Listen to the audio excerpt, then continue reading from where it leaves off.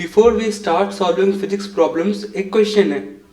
अगर मान लो आप सारे फॉर्मूलाज भूल जाओ मैकेनिक्स के, can you rebuild them from logic? Yes, using dimensions.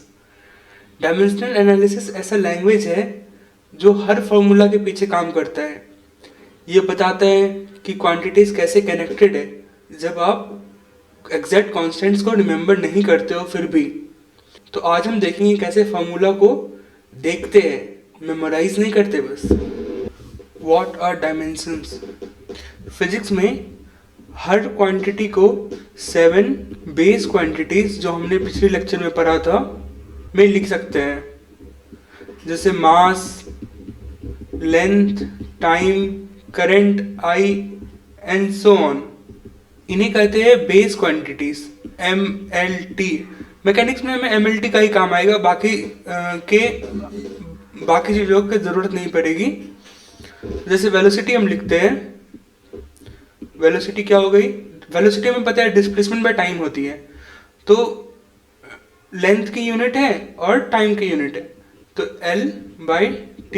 या इसको इस तरह लिखते हैं LT पावर -1। जब हम डायमेंशंस फॉर्मूला लिखते हैं तो एक स्क्वायर ब्रैकेट लगा देते हैं, इसका मतलब होता है डायमेंशन ऑफ। तो मतलब वेलोसिटी की डायमेंशन है length by time, length into time inverse. उसी तरह फोर्स की डायमेंशन देखते हैं, फोर्स इज इक्वल टू होता है मास टाइम्स एक्सेलरेशन। मास की डायमेंशन तो m हो गई, एक्सेलरेशन क्या होती है? डिस्प्लेसमेंट बाय टाइम वेलोसिटी, और वेलोसिटी बाय टाइम एक्सेलरेशन, तो LT-2। ये हो गई फोर्स की डायमेंशन। फोर्स मास पे एक टाइम्स डिपेंड करता है, लेंथ पे 1 टाइम और टाइम पे पावर -2 टाइम्स। तो किसी भी फिजिकल क्वांटिटी को हम इस तरह डायमेंशनल फॉर्म में लिख सकते हैं। जैसे मेरा Q एक फिजिकल क्वांटिटी है, उसे हम लिख सकते हैं M पावर A, L पे पावर B, T पे पावर C, इस फॉर्म में लिख सकते हैं। अब इनकी अलग अलग वैल्यूज होगी, 0 भी हो सकती है वैल्यू, अगर मास पे डिपेंड नहीं करेगा तो M पावर 0 हो जाएगी। तो ये था डायमेंशंस होता क्या है। एक बहुत बड़ा कन्फ्यूजन ये है कि हम डायमेंशंस को यूनिट समझ लेते हैं, but dimensions are not units. Dimensions और यूनिट्स डिफरेंट चीज होती है। डायमेंशन बताती है वो क्या चीज है, क्वांटिटी क्या है। यूनिट बताती है उसे मेजर कैसे करते हैं। जैसे डायमेंशन हो गई लेंथ, यूनिट हो गई मीटर। डायमेंशन बताइए वे फिजिकल क्वांटिटी क्या है, तो लेंथ है, और यूनिट्स बताते हैं उसे मेजर कैसे करते हैं, तो मीटर से करते हैं। तो ये कंफ्यूजिंग चीज है, बट इसे ध्यान रखना, डायमेंशन और यूनिट सेम नहीं होते हैं। ये है डायमेंशनल फॉर्मूला कुछ कॉमन क्वांटिटीज के। वेलोसिटी LT⁻⁻1, एक्सेलरेशन हमने देखा LT⁻², फोर्स MLT⁻², ये भी हमने देखा। एनर्जी वर्क, ये आप ड्राइव कर सकते हो। एनर्जी एक्चुअली में क्या होती है? फोर्स, एनर्जी या वर्क क्या होती है? Force into distance. तो आप देखोगे MLT⁻² इंटू L करने पे ये आ जाता है। पावर क्या होती है? Work by time. तो वर्क बाय टाइम करने पे पावर मिल जाती है। तो हम देख सकते हैं कि ये सारे क्वांटिटीज काफी कनेक्टेड है एक दूसरे से।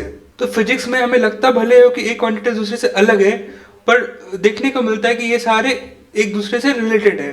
जब भी आप किसी क्वांटिटी के फॉर्मूला के बारे में अनश्योर हो, बस थोड़ा सा दिमाग लगाओ, डायमेंशंस को मल्टीप्लाई करो, डिवाइड करो, और आपको एक रिलेशनशिप मिल जाएगी जो आप फॉर्मूला से काफी क्लोज हो जाते हो। अब हम देखेंगे application of dimensional analysis. Dimensional analysis की क्या एप्लीकेशन है? तो पहला है check the correctness of formula. हमें पता चल जाएगा कि हमारा फॉर्मूला करेक्ट है या नहीं है। ध्यान रखना, फॉर्मूला आपका बताता है कि आपका फॉर्मूला कब एकदम गलत है, ये नहीं बताता कि कब एकदम सही है। सही होने की पॉसिबिलिटी को बताता है। चेक करते हैं formula. First formula V = U + AT। V की डायमेंशन क्या है? LT-1। U की क्या है? LT-1। AT की क्या है? A की है LT-2 टाइम्स T की, T है तो ये बन गया एल टी माइनस वन। तो इसके डायमेंशन, इसके डायमेंशन, इसके डायमेंशन सेम है, मतलब हमारा फॉर्मूला डायमेंशनली गलत नहीं है। ये हम जानते हैं कि ये फॉर्मूला सही है, बट हम दावे से ये नहीं कर सकते कि फॉर्मूला सही ही होगा, क्योंकि कुछ कांस्टेंट हम आ सकते हैं, जैसे 2u हो सकता है, हाफ AT हो सकता है, कुछ भी हो सकता है, तो उसका ध्यान डायमेंशनल फॉर्मूला नहीं दे पाता है। एक बात और ध्यान देने की बात है, जब दो क्वांटिटीज ऐड हो रहे हैं तो उनके डायमेंशन मैच करने ही करने चाहिए, लेकिन जब दो क्वांटिटी मल्टीप्लाई हो रहे हैं तो उनके डायमेंशन मैच करने की जरूरत नहीं है। जैसे a इंटू टी हम कर सकते हैं, a की डायमेंशन अलग है, t की डायमेंशन अलग है, पर a into T plus you तभी कर सकते हैं जब इनकी डायमेंशन और इनकी डायमेंशन सेम है। तो यहाँ पे u और at की डायमेंशन सेम है और ये v के इक्वल है, मतलब ये करेक्ट है, डायमेंशनली करेक्ट है, मतलब एग्जैक्ट फॉर्मूला करेक्ट है हम जानते हैं, पर यहाँ पे है या नहीं है मुझे हमें पता नहीं है। सेकंड चीज, second example, s is equal to U T plus half AT square. s की डायमेंशन l, यू टी मतलब u की हो गई L T minus one, t की t, मल्टीप्लाई करने पे l आ गया, हाफ AT स्क्वायर। डायमेंशन में डायमेंशनलेस क्वांटिटी को नहीं ध्यान देते हैं, वो एक कांस्टेंट है, AT स्क्वायर, a हो गई L T minus two, T square multiply कर दो इज इक्वल टू l। तो इसकी भी डायमेंशन l है, इसकी भी डायमेंशन l है, इसकी भी डायमेंशन l है, लेंथ। तो हम इनको ऐड कर सकते हैं और ये इसके इक्वल टू है, तो हमारा डायमेंशन सही है। ये दोनों तो सही फॉर्मूलाज थे, तो हमें पता है फॉर्मूलाज भी सही थे। अब अगर हम ये चेक करें s is equal to U T plus AT square, ये फॉर्मूला एग्जैक्टली ट्रू नहीं है क्योंकि यहाँ पे हाफ होना चाहिए, पर डायमेंशनली ये ट्रू है। इसकी l, जैसे लास्ट टाइम हमने देखा था इस क्वेश्चन में 2 नंबर में, इसकी भी l, इसकी भी l, तो ये डायमेंशनली करेक्ट है, पर फॉर्मूला पूरी करेक्ट नहीं है, लेकिन डायमेंशनली करेक्ट है। हम डायमेंशन चेक कर रहे हैं तो ये ट्रू हो गया। और फोर्थ, ये इंटरेस्टिंग है, अगर ये फॉर्मूला हमें मिलता है s is equal to U T plus one by S A square T to power 4, तो इसे देखते हैं, s की डायमेंशन l है, u की L T minus one, t की t, तो इसकी भी l है, और इसकी देखते हैं ये वाले टर्म की, 1 बाई एस की l पे पावर माइनस वन क्योंकि डिनोमिनेटर में है, a स्क्वायर की l स्क्वायर t पे पावर माइनस 4 और t पे पावर 4 की t पे पावर 4, तो t पे पावर 4 t पे पावर 4 कैंसिल, ये आ गया l। तो ये फॉर्मूला डायमेंशनली करेक्ट है, डायमेंशनली करेक्ट, पर एक्चुअल में ये फॉर्मूला क्या है, ये फॉर्मूला कुछ सेंस नहीं बनाती है, तो एक्चुअल में ये फॉर्मूला गलत है। इसलिए हमें ध्यान देना पड़ेगा, एनालिसिस से ये पता चलता है कि हमारा फॉर्मूला कब गलत है, ये पता नहीं चलता कि कब हमारा फॉर्मूला एकदम सही है। सही होने के चांसेस दिखाता है। एक एग्जांपल ले लेते हैं जिसमें डायमेंशंस भी नहीं मैच कर रहा, आप भी खुश हो जाओगे। इसकी डायमेंशन देखो, एल है, इसकी एल टी इनवर्स है, तो ये डायमेंशंस मैच नहीं कर रहे हैं, तो ये गलत हो गया। डायमेंशनली भी गलत है तो एक्चुअल में सही तो हो ही नहीं सकता। डायमेंशनल एनालिसिस का दूसरा फायदा, ये हमें हेल्प करता है टू डिराइव, ये हम लेक्चर पार्ट 0 में भी देखे थे बट फिर से देख लेते हैं। ये देखने पे आपको लगेगा कि सच में डायमेंशनल फॉर्मूला मैजिकल है। सपोज करो मुझे पता नहीं है time period of simple pendulum, हमें पता नहीं है, पर हमें पता है कि वो लेंथ पे डिपेंड करता है, मास पे डिपेंड करता है, जी पे डिपेंड करता है। तो क्या हम फॉर्मूला को बिल्डअप कर सकते हैं? जरूर कर सकते हैं। मतलब हमें एसएसएम के बारे में पता भी नहीं है, फिर भी हम फॉर्मूला को डेवलप कर पा रहे हैं, ये हम देखेंगे। तो T is equal to K मेरा कांस्टेंट है, डायमेंशनल कांस्टेंट, L पे पावर A, M पे पावर B, G पे पावर C। इसे इस तरह पावर लॉ के फॉर्म में लिख देते हैं। जो क्वांटिटीज के बारे में हमें पता है ये डिपेंड करती है, उसके पे power A B C D dot dot dot लिख सकते हैं। तो T की डायमेंशन क्या है? T है, ये तो हमें पता है। K हमारा डायमेंशन कांस्टेंट है, K को K रहने दो। L की डायमेंशन क्या है? L, तो L पे पावर A हो गई, m की डायमेंशन कांस्टेंट m पे पावर b, g की डायमेंशन कांस्टेंट, g एक्सेलरेशन है, एक्सेलरेशन होता है l t पावर -2, तो पावर c हो गई c -2c, ये मल्टीप्लाई हो रहा है तो पावर्स ऐड हो जाएंगे, l a plus c m b t -2c। Left hand side में m की कोई क्वांटिटी है नहीं, मतलब b इज इक्वल टू 0 हो गई। अब t की क्वांटिटी t क्या है, 1 है, और राइट हैंड साइड में -2c है, तो 1 इज इक्वल टू -2c, तो c इज इक्वल टू -12 हो गई। और l क्या है, l पे power a plus C, l भी नहीं है तो a प्लस सी 0 हो गई, a plus C is equal to 0, a is equal to -c, तो c -12 थी तो a is equal to half हो गई। तो हमारा क्वांटिटी हो गया k l पे पावर 1/2, m पे पावर 0, g पे power -1/2 is equal to k under root l/g।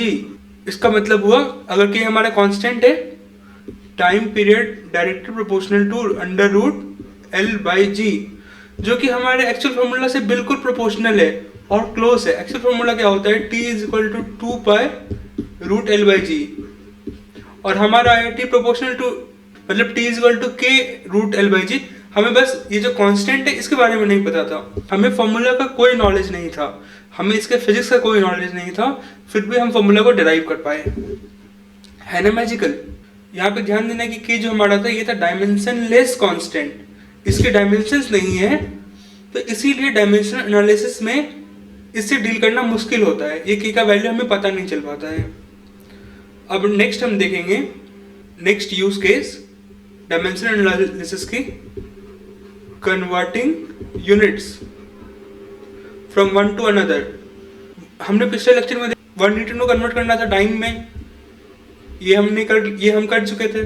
इस बार देखते हैं 1 अर्ग को कन्वर्ट करते हैं जूल में, दोनों एनर्जी की यूनिट है, एनर्जी की या वर्क की, तो एक अर्ग में कितना जूल होगा। तो अर्ग सीजीएस यूनिट है, इसे हम लिखते हैं पहले एमएलटी के फॉर्म में लिखते हैं। एनर्जी की एमएलटी फॉर्म क्या हो गई, एनर्जी होती है फोर्स इनटू डिस्टेंस, फोर्स की यूनिट है mlt-2, डिस्टेंस की है l, तो मल्टीप्लाई करने पे आ गया ml² t⁻², ये एनर्जी की यूनिट आ गई। इसे पहले सीजीएस में लिखते हैं, सीजीएस यूनिट मतलब मास का सीजीएस ग्राम है, लेंथ की सेंटीमीटर है, टाइम की सेकेंड है, तो ये हो गया 1 gram into 1 cm² into 1 second power -2। ग्राम को अब हम इसे एसआई यूनिट में कन्वर्ट कर रहे हैं। एसआई यूनिट में मास की क्या यूनिट होती है, केजी, लेंथ की मीटर और टाइम की सेकेंड। तो 1 केजी में होता है 1000 या 10⁻³ ग्राम, तो 1 ग्राम में क्या हो जाएगा 10⁻³ kg। सिंपल है, इसको हम बस डिनोमिनेटर में ले गए। अगर 10 रुपए में एक चॉकलेट मिलता है तो 1 रुपए में कितना चॉकलेट मिलेगा, 1/10। सिंपल है, 1 kg में 1000 ग्राम होता है, तो 1 ग्राम में 1/1000 kg होगा, 10⁻³ kg, तो 10⁻³ kg।